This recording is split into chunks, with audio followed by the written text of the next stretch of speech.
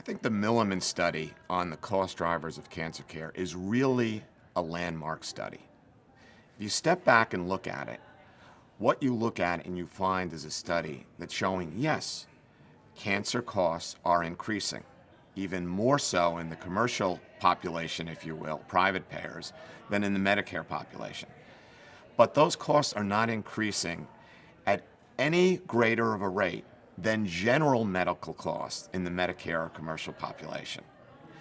If you then look at the other finding is you can't open the paper without reading the study on drug prices. Are they increasing? Absolutely. In fact, the interesting thing is the biggest component of cancer care that's increasing from the 11-year period from 2004 to 2014 are the new biologics. That's not necessarily bad. But as I tell every pharmaceutical company, you don't get a pass here. You have to really be concerned about the drug price escalation. But the interesting thing is they only represent 20% of the cost.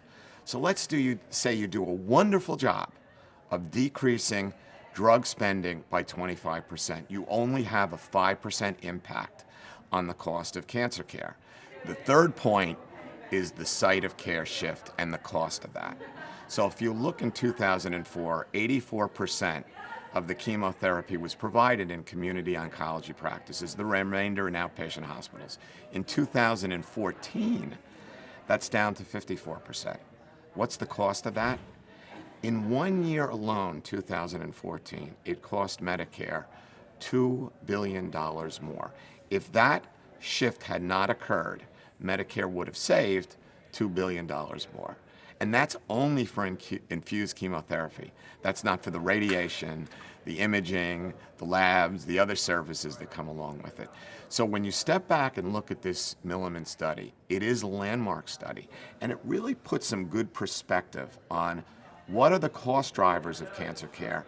And it's not just the drugs, it's the hospitalizations, it's the surgeries, but it's also the site of care where it's delivered. So we have a lot more to go with this Milliman study in terms of presenting results, but it is truly a landmark study and hopefully puts some good perspective on the true cost drivers of cancer care.